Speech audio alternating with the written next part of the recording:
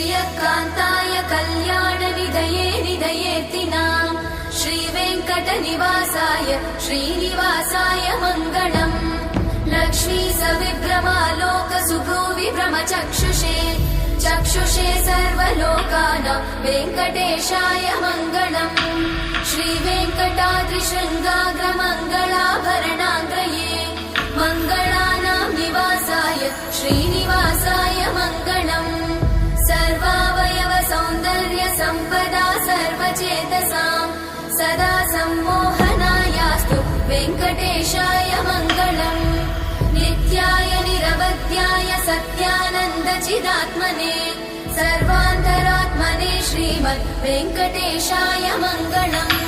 स्वतः सर्वविदे सर्वशक्तये सर्वशेषिने सुलभाय सुशीलाय वेङ्कटेशाय मङ्गलम्